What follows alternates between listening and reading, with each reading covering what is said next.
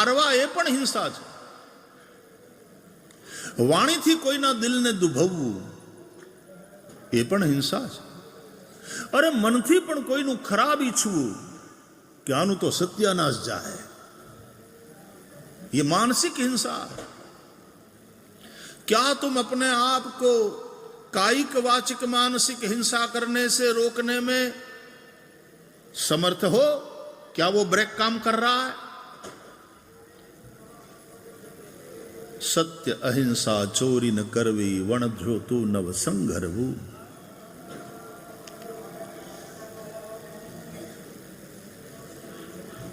अप्रतिग्रह, आवश्यकता से अधिक का संग्रह,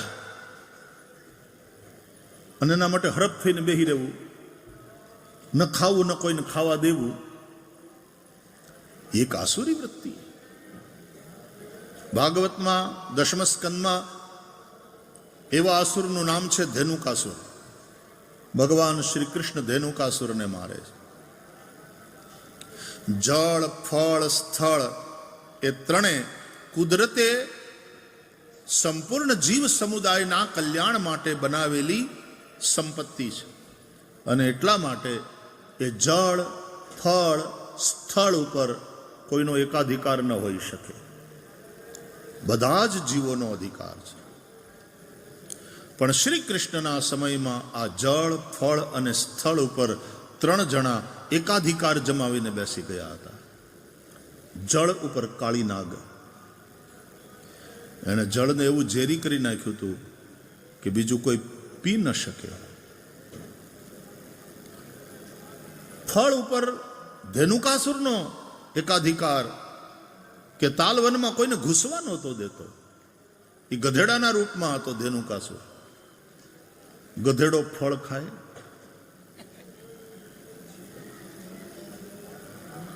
તો પોતે ખાઈ નહીં, કોઈને ખાવાય ન દે. એનું નામ ધેનુકાસુર. એકાધિકાર જમાવીને બેસી ગયો. અને સ્થળ ઉપર એકાધિકાર જમાવીને બેઠો હતો જરાસંધ. જરાસંધે યુદ્ધ કરી કેટલાય રાજાઓના રાજ્ય આંચકી લીધા હતા. એ વિસ્તારવાદી હતો. જેમ આજના કેટલાક દેશો વિસ્તારવાદી છે ને, આપણો જ પાડોશી ચાઇના, જે જો તો કે અરુણાચલ તો કે તો અમારું છે, લદ્દાખમાં તો કે આ ભૂમિ અમારી છે. વિસ્તારવાદી લોકો બધા રાજાઓને જીતી અને એના રાજ્યો પોતાની અંદર ભેળવી લે, અને એ રાજાઓને એણે કેદ કરેલા એ બધા રાજાઓને મારી નાખી નરમેધ યજ્ઞ કરવાનો હતો. એ તો ભગવાન શ્રી કૃષ્ણે ભીમસેન દ્વારા જરાસંધને મરાવ્યો. એણે કેદ કરેલા રાજાઓને છોડાવ્યા, એને એના રાજ્યો પાછા અપાવ્યા, અને એ રાજાઓએ પછી આભાર માનીને શ્રી કૃષ્ણની સ્તુતિ કરી. એનો આ શ્લોક છે, મંત્ર જેવો છે. કાંઈ પણ કષ્ટ હોય ને તો આનો જપ કરો તો તમે કષ્ટમાંથી મુક્ત થશો. મંત્ર બહુ પ્રસિદ્ધ. અત્યારે સોશિયલ મીડિયામાં એવું ગાંડું કામ આવ્યું, જે ભણ્યા નથી સંસ્કૃત, જેને પુરાણોનું કંઈ જ્ઞાન નથી, એવડા એ બધા વિડીયો મૂકવા જ માંડ્યા છે. આ મંત્ર બોલો નામ થશે, ના મંત્ર બોલો નામ થશે, ને પાછા અશુદ્ધ, આ અશુદ્ધ, એને બોલતાય ના આવડે. આ અનધિકાર ચેષ્ટા છે, અને તમે પાપ કરો છો. જો એક સર્જન ડોક્ટર એની પાસે સર્ટિફિકેટ ના હોય તો સામાન્ય ડોક્ટર ઓપરેશન પણ નથી કરી શકતો. સર્ટિફાઈડ ડોક્ટર ના હોય તો એ કોઈની ટ્રીટમેન્ટ પણ નથી કરી શકતો. તો ધર્મના ક્ષેત્રમાં આવી અંધાધૂંધી કેમ ચલાવી લેવાય? ગમે તે આલીઓ માલીઓ આવીને ધર્મના ઉપદેશ કરવા માંડે. આ વ્યાસપીઠ, એની એક ગરિમા છે, એની એક જવાબદારી છે. અને જ્યારથી આ સેક્યુલર સ્ટેટ થયું ને ત્યારથી રાજાઓ જે આના માટેની એક વ્યવસ્થા સાચવવા માટે શંકરાચાર્યોના માધ્યમથી એક ચોકન્ના થઈ અને ધર્મની રક્ષા કરતા હતા, એ વ્યવસ્થા તૂટી. એ વ્યવસ્થા તૂટી અને એનાથી ધર્મને નુકસાન થયું. ને ધર્મને નુકસાન થયું એને કારણે સમાજને નુકસાન થયું. સમાજને નુકસાન થયું સમાજ નીચે પડ્યો, એને કારણે રાષ્ટ્રને નુકસાન થઈ રહ્યું છે. અનધિકાર ચેષ્ટા ન કરવી જોઈએ. અમારા ધર્મ ક્ષેત્રમાં પણ જેને ધર્મશાસ્ત્રનું જ્ઞાન છે એ લોકો તમને ધાર્મિક ડૂઝ અને ડોન્ટ્સ વિષયનું માર્ગદર્શન કરશે. જેને પુરાણોનું જ્ઞાન છે તે પુરાણોની કથા દ્વારા સમાજનું પ્રબોધન કરશે. જેને વેદોનું જ્ઞાન છે, જે મીમાંસકો છે, જે કર્મકાંડમાં હોશિયાર છે, એ પણ સવ્ય અપસવ્ય દરેક પ્રકારના કર્મ બ્રાહ્મણો એ કરાવે.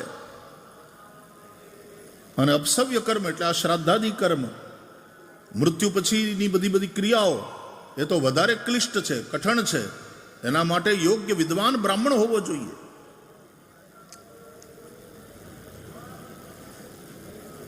વાઈફાઈના પાસવર્ડમાં એક ખાલી લેટર આડો અવળો થઈ જાય ને તમારું કનેક્શન થતું નથી, તરત આવી જાય છે રોંગ પાસવર્ડ. અરે લેટર કદાચ સાચો હોય, એ અક્ષર સાચો હોય, પણ કેપિટલ તમે કરી નાખ્યો અને બદલે નાનો કરવાનો હોય, અથવા તો નાનો કરવાનો હોય તમે કેપિટલ લખી નાખ્યો, તોય નથી ખુલતી સાઇટ, રોંગ પાસવર્ડ ગણાય છે. તો મૃતાત્માને આગળનો રસ્તો ક્લિયર થાય. એ જે જાણે છે વેદોને, પરંપરાથી જે ભણ્યા છે, સવ્ય અપસવ્ય કર્મ કેવી રીતે કરવા એનું જેને જ્ઞાન છે, ભાન છે, એની પર ગઈકાલે જ આપણે ચર્ચા કરી હતી કે નંદ બાવાએ જાત કર્મ સંસ્કાર કરવા માટે થઈ બ્રાહ્મણોને બોલાવ્યા. આહુય વિપ્રાન વેદ જ્ઞાન, વેદજ્ઞ બ્રાહ્મણોને બોલાવ્યા. હવે તો સારું છે, આટલી બધી પાઠશાળાઓ છે ને છોકરાઓ જાય પણ છે ભણવા માટે, વેદ શીખે છે. અમારા બિઝનેસમેન છે આ મુખ્ય યજમાન ચેતનભાઈ, પણ તો એક દીકરાને વેદ શીખવાડવા લગાડ્યો છે. એ ગુરુકુળમાં રહીને વેદાભ્યાસ કરે છે. પરંપરાથી આ રીતે વેદો સચવાવા જોઈએ, કેવળ પોથીમાં સુરક્ષિત નહીં રહે.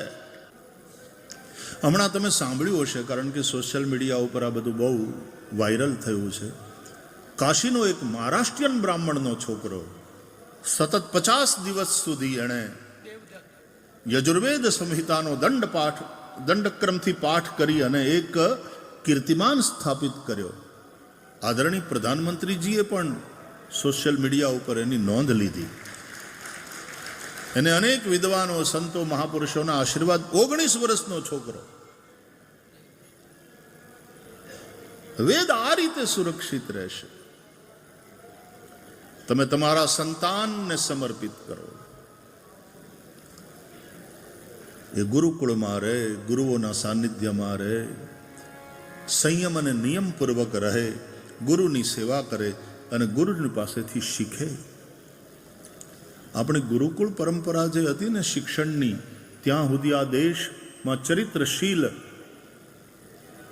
નાગરિકોનું નિર્માણ થતું હતું. મોગલોએ જેટલું નુકસાન નથી કર્યું એટલું નુકસાન અંગ્રેજોએ કર્યું. મોગલોએ મંદિરો તોડ્યા અને બીજું બધી ઘણી નુકસાન, પણ અંગ્રેજોએ તમારી આખી ગુરુકુળ સિસ્ટમને તોડી નાખી.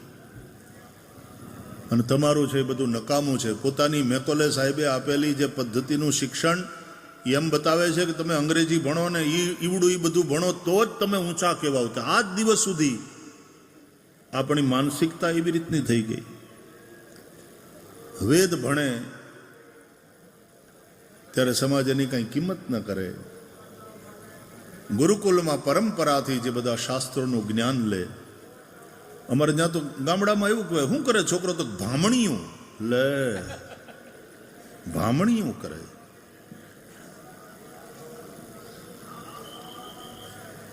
વશિષ્ઠ બાપજી ભામણીયું કરે એવું કહીને જુઓ તો ખરા, હિંમત તો કરો. ચક્રવર્તી સમ્રાટ પણ જે દશરથ વશિષ્ઠજીને વંદન કરે, રઘુકુલ ગુરુને, અને એની આજ્ઞા લઈને કામ કરે, આ ઋષિ પરંપરા છે. અને એ ઋષિઓ, એ બ્રાહ્મણો simple living and high thinking, સાવ એનું સાદું જીવન. અને લક્ઝરી જોતી નહોતી, સિમ્પલ લિવિંગ હતું. અને ઊંચા વિચારો. નહીં તો ઊંચે સ્વર્ગમાં રહે, પણ એ દેવતાઓના વિચારો પણ જ્યારે નીચા થઈ જાય ત્યારે સરસ્વતી પણ એને વઢે.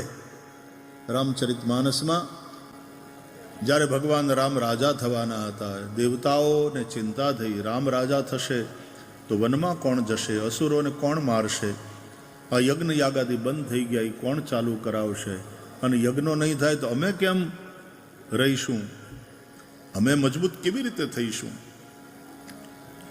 એટલે કાંઈક કરવું જોઈએ. સરસ્વતીને યાદ કર્યા, સરસ્વતી પ્રગટ થયા. માં સરસ્વતીએ પૂછ્યું દેવતાઓને, કેમ યાદ કરી? તો માં તમારી જરૂર પડી. શું?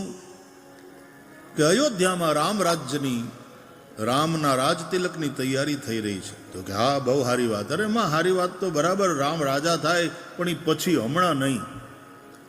તમે કાંઈક એવું કરો કે રામ વનમાં જાય. અયોધ્યામાં રામ રાજ ન થવું જોઈએ, અત્યારે રાજ તિલક ન થવું જોઈએ રામનો વનવાસ થવો જોઈએ. વનમાં જાય, અસુરોનો ત્રાસ કેવો છે જુએ, અને એ અસુરોને મારે, એ જરૂરી છે.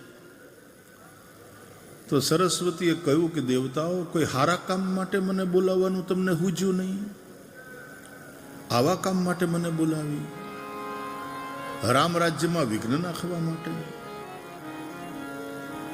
સરસ્વતી માતાએ તો દેવતાઓને ત્યાં સુધી કહી દીધું કે દેવતાઓ, તમે વસો છો સ્વર્ગમાં બહુ ઊંચે, પણ તમારા વિચારો બહુ નીચા છે, તમારા કર્મ બહુ નીચા છે. ઊંચ નિવાસ નીચ કરતૂતી, દેખી ન સકઈ પરાઈ વિભૂતિ. તમને બીજાનું સારું નથી જોઈ શકાતું તમારાથી. દેવતાઓ કહે છે કે માં રામ રાજ થાય એવું તો અમે ઈચ્છીએ છીએ, પણ હમણાં આ હજી ટાણું નથી. અત્યારે ચક્રવર્તી સમ્રાટ દશરથજીની સામે રાવણ અને રાવણની વિચારધારા, દશાનની વિચારધારા એક બીજા ચક્રવર્તીની જેમ ઉભરી રહી છે. ખતરો છે. પેલા એ ખતરાને સમાપ્ત કરવો જોઈએ, ટાળવો જોઈએ, પછી ભલે રામ રાજા થાય. માણસના વિચાર કેવા છે, માણસના કર્મ કેવા છે, એના આધારે એ સજ્જન છે કે દુર્જન એ નક્કી થાય. તો એક જે આદર્શ શિક્ષણ પદ્ધતિ હતી હિન્દુસ્તાનમાં, અંગ્રેજોએ એને તોડી નાખી. સૌથી પહેલા વહેલા જે અને બહુ બુદ્ધિપૂર્વકનો પ્રહાર કર્યો અંગ્રેજોએ. આપણે લોકો એમ કે મુગલોના સમયમાં પણ અનેક ઇમારતોનું નિર્માણ થયું. આ સાચી વાત. અંગ્રેજોના સમયમાં પણ અનેક ઇમારતોનું નિર્માણ થયું. આજે અડીખમ ઊભી છે, સાચી વાત. પણ એણે પાડી નાખ્યું એ વધારે નુકસાનદેહ છે. રામ મંદિર તો પાછું બની ગયું 500 વર્ષના સંઘર્ષ પછી, પણ માણસ જે પડ્યો છે ને આજે હજી ઊભો નથી થઈ શક્યો. અને માણસ એટલા માટે પડ્યો કે અંગ્રેજો એણે ભારતની જે એજ્યુકેશન સિસ્ટમ હતી એના ઉપર પ્રહાર કર્યો. ઘરે ઘરે ગુરુકુળો ચાલતા હતા, બ્રાહ્મણો, શિક્ષકો, ઋષિઓ ભણાવતા હતા, અને વેદ વિક્રય નહોતો થતો, વિદ્યા વિક્રય નહોતો થતો. અને બ્રાહ્મણ કોઈ ભૂખ્યો નહોતો રહેતો, કારણ કે શિષ્યો દક્ષિણા આપતા હતા. આજે શિક્ષક નોકર થઈ ગયો ને એને પગાર મળે છે. ગુરુ મટીને નોકર થઈ ગયો, દક્ષિણા મળતી હતી સન્માનપૂર્વક, એને હવે પગારથી નોકરીએ રાખવામાં આવે.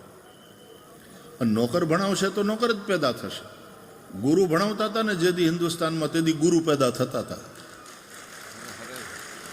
આપણી શિક્ષણ પદ્ધતિ ઉપર અંગ્રેજોએ પ્રહાર કર્યો. એટલે કોટ ટાઈ પહેરવા વાળા અને ફર્રાટેદાર અંગ્રેજીમાં વાતો કરવા વાળા, એ ભણેલા ગણેલા ને ઊંચા, અને શિખા રાખવા વાળા, પિતાંબરી પહેરવા વાળા, સંસ્કૃત શીખવા વાળા. શું કરે તો બ્રાહ્મણીઓ, વેદી કે વેદીઓ, ગઈકાલે આપણે વાત થતી હતી ને, આપણું ગૌરવ તોડી નાખ્યું. આપણી અસ્મિતા ઉપર આઘાત કરવામાં આવ્યો. અંગ્રેજોએ સૌથી મોટું નુકસાન ત્યાં કર્યું. અને બ્રાહ્મણો વિદ્યા વેચતા નહોતા. વિદ્યા વિક્રય પાપ. આ વૈદું છે ને, એમાંય તે વૈદ્યને પ્રણામ કરીને પછી કંઈક મૂકે બરાબર, પણ વેચવાની વાત નહોતી. અને વનસ્પતિને,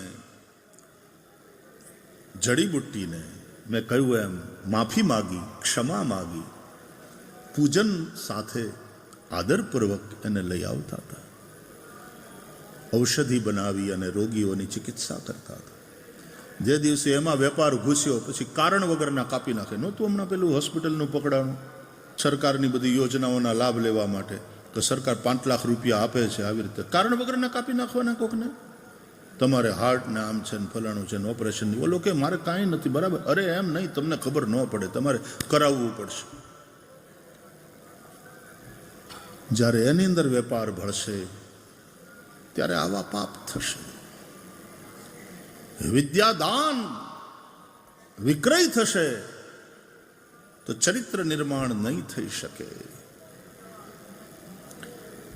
ડિગ્રીઓ ભલે આપો પણ ચરિત્ર નિર્માણ નહીં થઈ શકે. અને તેથી એ ગુરુઓ હતા. એના પોતાના જીવનમાં સંયમ હતો, એના પોતાના જીવનમાં સદાચાર હતો. હમણાં છાપામાં ગઈકાલે વાંચ્યું, એક શિક્ષક દારૂ પીને નિશાળે ગયો, તો પછી બધાએ ખબર પડી, પછી એના ઉપર તો પગલાં લેવાના અથવા તો લેવાશે જે કંઈ હશે. શિક્ષક દારૂ પીને નિશાળે જાય, આ દશા છે. તો એક આદર્શ જે શિક્ષણ વ્યવસ્થા હતી આપણી ગુરુકુલોની, અંગ્રેજોએ એને તોડી નાખી. જેનું જે સહજ કર્મ છે એ કરે, અને એ સહજ કર્મ તો ભગવાન ગીતામાં ત્યાં સુધી કહે છે કે સદોષ હોય તો પણ એનો ત્યાગ ન કરવો. સહજમ કર્મ કૌંતેય સદોષમ અપિ ન ત્યજેત. માછીમારનું જે કર્મ છે આમ તો સદોષ છે, પણ માછીમારને માટે એ સહજ કર્મ છે. પણ એ બ્રાહ્મણ જો કરવા બેસે તો એને પાપ લાગે, કે પરધર્મ થયો. પરધર્મો ભયાવહ. બ્રાહ્મણને પાપ લાગશે, બીજા બધાને પાપ લાગશે, કારણ કે એનું સહજ કર્મ નથી.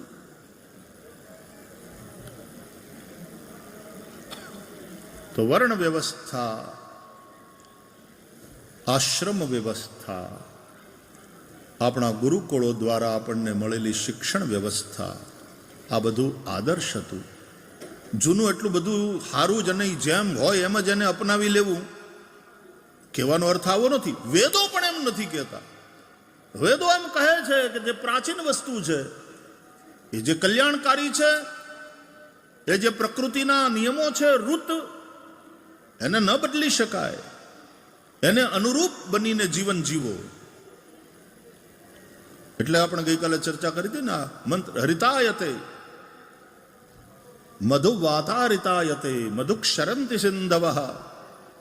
હરિતાયતે, ઋતુકનું પાલન કરનારા, કુદરતના નિયમ પ્રમાણે જીવનારા, એ બધાને માટે આ વાયુ એ આનંદદાયક છે.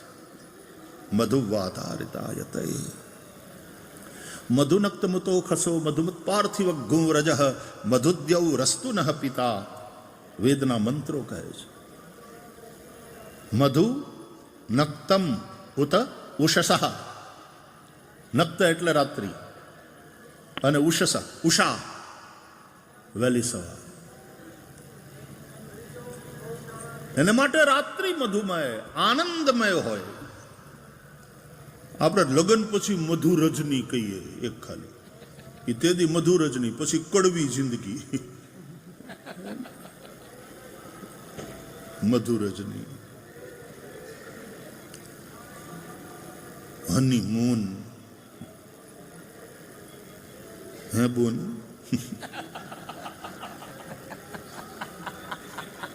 આ હનીમૂન. મધુનક્તમ, નક્ત એટલે રાત્રિ. આપણે અંગ્રેજીમાં અત્યારે કહીએ ને ગુડ નાઇટ, એને બદલે આપણા સનાતીઓએ આપણે સંસ્કૃત, આપણી દેવ ભાષા બોલવું જોઈએ. શુભનક્તમ, સવારે સુપ્રભાતમ, રાત્રે શુભનક્તમ એટલે ગુડ નાઇટ, નક્ત એટલે રાત્રિ. तो मधुनक्तम उत उषसः, रात्रि और भोर सुबह आनंदमय हो. रात्रि तुम्हारी आनंदमय तब होगी भरपेट तुमको खाना मिला होगा, तुम्हारा यह दिमाग चिंताओं से मुक्त होगा, सब प्रकार के अभावों से और चिंताओं से तुम मुक्त होकर के ही सो पाओगे. तुम्हारा शरीर यदि रोग से रहित है तब ही तुम अच्छी निद्रा ले सकोगे. मधुनक्तम उत उषसः, और तुम्हारी सुबह मधुर हो. हवार बगड़े ने एनो दाड़ो बगड़े एम के ने आपणे, आ तो हवार बगड़ी यार, हवे आखो दिवस नहीं. तुम्हारी सुबह मधुमय आनंद. गई काले पूज्य शंकराचार्य भगवान कहता था ने, धर्म सम्राट पूज्य करमात्री जी महाराज નું સ્મરણ કરતા કે 5 વાર ઓછામાં ઓછા ઈશ્વરને યાદ કરો. વહેલી સવારે તમે ઉઠો ત્યારે ઈશ્વરને. અમારી ગુરુકુળ પદ્ધતિમાં અમે ગુરુકુળમાં ભણતા હતા એટલે પહેલું વહેલું સવારના ઉઠીએ એટલે પ્રાતઃ સ્મરણ થાય, ઉઠીને તરત ભગવાનને યાદ કરવાના. प्रातस्मरामि हृदि संस्फुरदात्मतत्त्वं सच्चित् सुखं परमहंस गतिं तुरीयं यत् स्वप्नजागर सुषुप्तमवैति नित्यं तद्ब्रह्म निष्कलमहं न च भूतसङ्गः.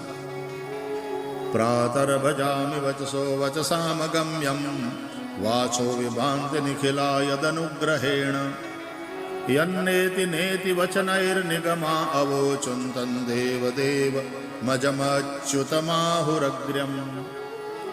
ब्रह्मा मुरारिस्त्रिपुरान्धकारी भानुःशशी भूमिसुतो बुधश्च गुरुश्च शुक्रश्च निराहुकेतवः कुर्वन्तु सर्वे मम सुप्रभातम्. उत्तिष्ठोत्तिष्ठ गोविन्द उत्तिष्ठ गरुडध्वज. तुम्हारी प्रातः मंगल हो. હવારના પોરમાં છોકરાઓ એક તો રાતના ટીવી અને મોબાઈલને કારણે મોડે સુધી હુવે નહીં, અને પછી હવારના એની ઊંઘ ઉડે નહીં, અને એની માવું પરાણે એને ઉઠાડે, કારણ કે ઓલી સ્કૂલની બસ વહી જાય. ઉઠ ઉઠ ઉઠ, ન ઉઠે તો ખેંચીને કાઢે ગોદડામાંથી બારો, બ્રશ કરાવરાવે, ફરાફટ નવડાવે થોડી, બાથરૂમમાં લઈ જઈને ધમારે, જેમ એટલે ભેહું ધમારતા હોય ને એમ છોકરાઓને ધમારે. ફટાફટ હજી ઓલાને આમ ઊંઘરેટો હોય બિચારો, ફટાફટ એને યુનિફોર્મ પહેરાવે, સ્કૂલ ડ્રેસ પહેરાવે, તરતો તરત નાસ્તાનો ડબ્બો તૈયાર કરીને દફતર બફતર હાલ જલ્દી. દોડતી દોડતી મમ્મી લઈ જાય, કારણ કે નહીં તો ઓલી સ્કૂલ બસ જો નીકળી જાય તો તકલીફ. સવારથી ટેન્શન ટેન્શન ટેન્શન. देखो तो वेदों से दूर होकर के तुम्हारी जीवन शैली कैसी हो गई है. उन बच्चों के जीवन में बचपन से ही तनाव, इतना तनाव, बच्चों की जिंदगी को हमने नरक बना रखा है. क्या गुरुकुल पद्धति थी. नहीं तो ये तो ब्रह्म मुहूर्त में उठता था, पण एनु उठવું એકદમ સહજ હતું, કારણ રાતનું સૂવું સહજ હતું. વહેલા અર્લી ટુ બેડ, तुरंत रात्रि में सो जाते थे, ब्रह्म मुहूर्त में उठते थे. उठते ही पहला काम प्रभु का स्मरण. नक्तम उत उषसः मधु. તમારી રાત્રિ અને તમારું પ્રભાત એ મધુમય હો, મતલબ આનંદમય હો. રાતના તમે રિલેક્સ ન થાવ તો શું કામનું યાર. માણસ છો કે મશીન?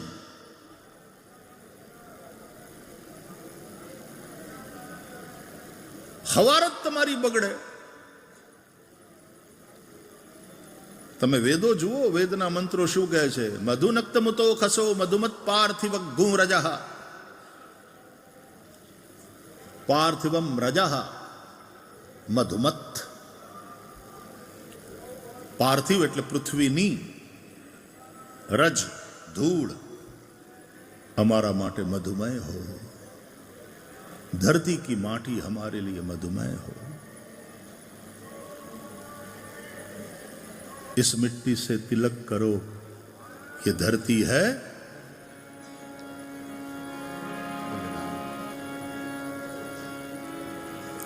देशनी माटी.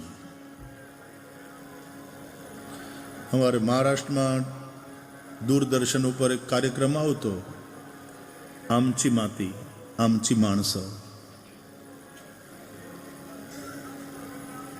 माटी, देशनी माटी, ધરતીની માટી એ ઉર્વરા હોય, એ ધરતી ઉર્વરા હોય, એ માટી પવિત્ર હોય.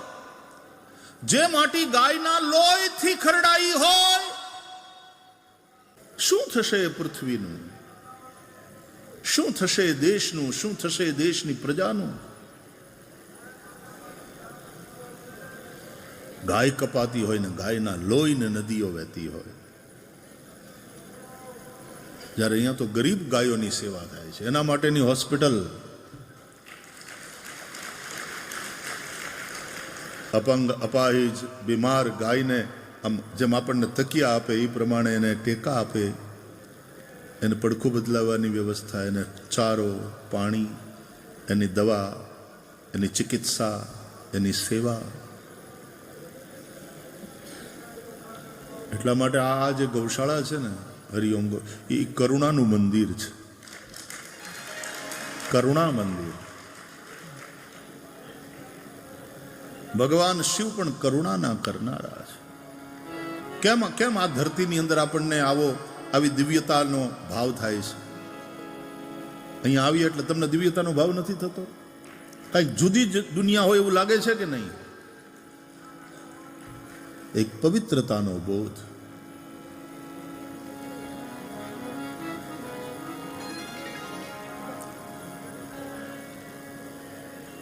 મધુમત પાર્થિવ ગું રજઃ. પૃથ્વીની આ રજ, પૃથ્વીની માટી અમારા માટે આનંદદાયક હો. અત્યારે તો કેટલેક ઠેકાણે માટી નથી રહી, બોલો. અને માટી છે તો એ ઉર્વરા નથી રહી, ફળદ્રુપ નથી, એની ફળદ્રુપતા ઘટતી જાય છે જમીનની. મનુષ્યોની ફળદ્રુપતા ઘટે છે, પુરુષોની ફર્ટિલિટી ખતરામાં છે. તમારા ખાન પાન અને આ ટેકનોલોજી, કેટલાય કિરણોનો મારો થાય છે આપણા મગજ ઉપર, આપણા શરીર ઉપર. સેલફોન એમને એમ કામ કરે? એના સિગ્નલ છે. પછી એમ કે છે આવડા તો સમજદાર કે રાતના સેલફોનથી 10 ફૂટ દૂર હોવું. આપણે સેલફોન હગો છોકરો એમ પડખમ લઈને હોઈએ છીએ.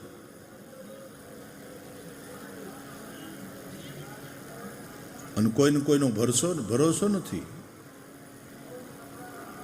પત્નીએ રાતના 11:30 વાગે પતિને ફોન માર્યો. ગુજરાતીઓ ગમે એવી ભાષા, ફોન માર્યો એટલે પણ ફોન કર્યો એમ કે નહીં કે ફોન માર.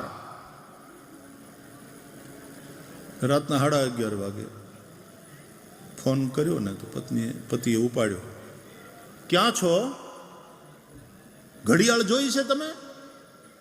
રાતના 11:30 થયા છે, ઘેર નથી આવવું? ભૂલી ગયા લાગો છો? તમે પરણ્યા છો, તમારા છોકરા છે, તમારે ઘર છે.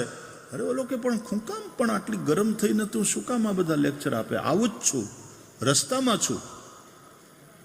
જરાક મીટિંગ હતી એવી રીતની એટલે થોડું મોડું થયું. રસ્તામાં છો? તો કે હા. કેટલી વાર? તો કે હજી અડધો કલાક. અડધો કલાક હજી થશે? તો કે હા ટ્રાફિક બહુ છે, હું કારમાં છું. એમ? હોર્ન વગાડો જોઉં તો બોલો પાછો એને હોર્ન વગાડીને દેવીને સંભળાવવાનું કે હું ખરેખર કારમાં છું. ભરોસો અપાવ. અટાણે કોઈને કોઈનો ભરોસો રહ્યો નથી. મા બાપને સંતાનમાં ભરોસો રહ્યો નથી. ક્યાં જતા હશે, શું કરતા હશે.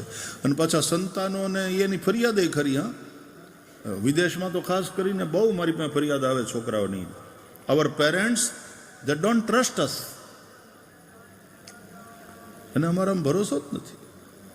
અહીંયા છોકરી થોડી કોલેજમાં ભણતી હોય કે 11માં 12માં ભણતી હોય, થોડી ક્યાં જાય છે, કોની હારે જાય છે, ક્યારે પાછા આવવાના. અને છોકરીની માં વારંવાર એને ફોન કરવાની. અને કરે, સ્વાભાવિક છે, એને ચિંતા થાય તમારું સંતાન સારું છે. પણ અત્યારે દુનિયા હારી છે એવું નથી રહ્યું. કુસંગે ચડીને છોકરાઓ ડ્રગ એડિક્ટ થઈ જાય, નશાના શિકાર બને. અત્યારે તો છોકરાઓને હાચવવા એ બહુ મોટું ચેલેન્જ છે, એક મોટો પડકાર છે. કારણ કે વાતાવરણ એવું બગડી ગયું. પૃથ્વીના આપણે સંતાનો, આપણે આપણા જીવનની કેવી દુર્દશા કરી છે. ત્યારે વેદના મંત્રો મધુનક્તમતો ખસો મધુમત પાર્થિવ ઘુંરજ. પૃથ્વીની આ માટી અમારા માટે આનંદદાયક હોય, એવી ઉર્વરા હોય અને એનાથી અમારું પોષણ થાય. અમે જે વાવીએ, ઘણી જગ્યાએ માટી એટલી ફળદ્રુપ હોય. આફ્રિકાના અમુક દેશોની માટી હજી એવી ઉર્વરા છે. યુગાન્ડા જઈએ તો એની માટી આમ જોઈએ એવી ઉર્વરા, ફળદ્રુપ.